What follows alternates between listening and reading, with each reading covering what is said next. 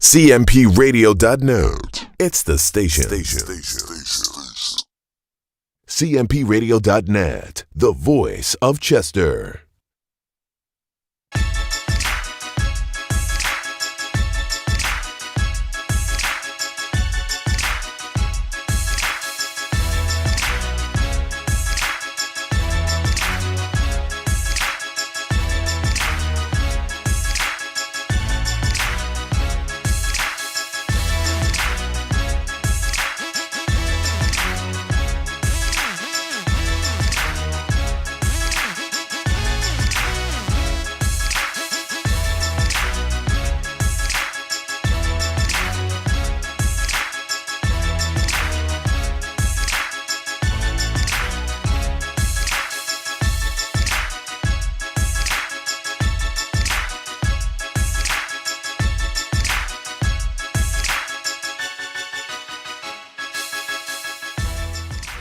Hi, my name is Donna, also known as Donna Janel, CEO and founder of Parenting with a Purpose. Our strive here at the podcast is to reach every home, whether it's single moms, married, single dads, whatever it is, foster parents, whatever, just bringing the ownership and responsibility and nobility back into parenting. Get comfortable with uncomfortable conversations. All parents need some help and guidance, and I'm just here to be a guide.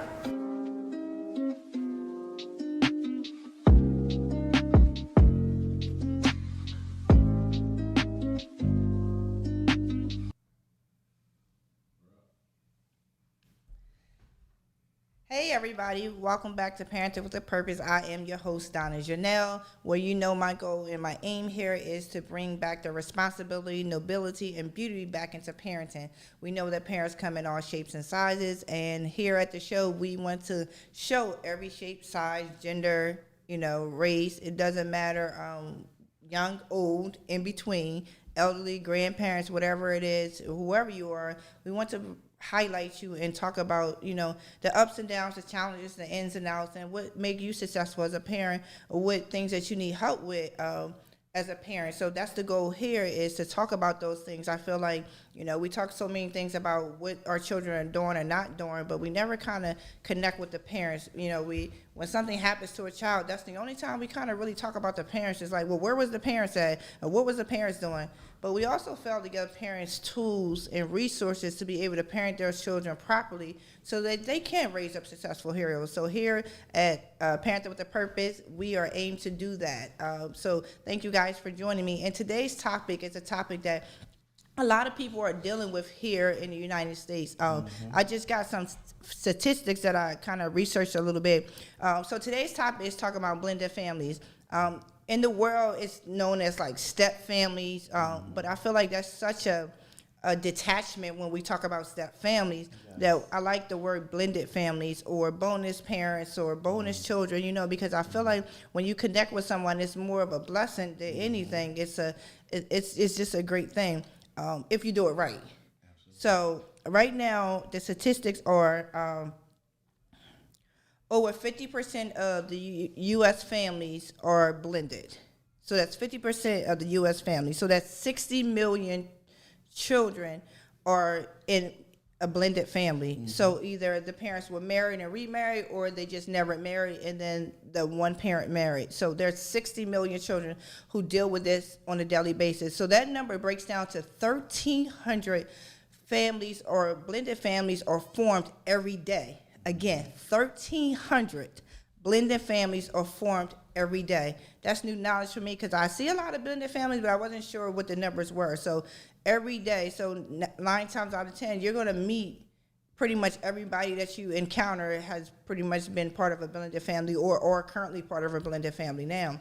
The other things that show is that, which I'm happy to have my guests tonight, because, their marriages, they got some longevity in it, and they got some equity in their marriage, because statistics shows that 70% of those 50% families, marriages only last 2 years because of the children, because of the different types of things that go on in parenting and the children. We're going to get into that a little bit tonight, of some of the challenges and some of the, not only for my guests, but for other people who are facing the different challenges when you bring two families to become one.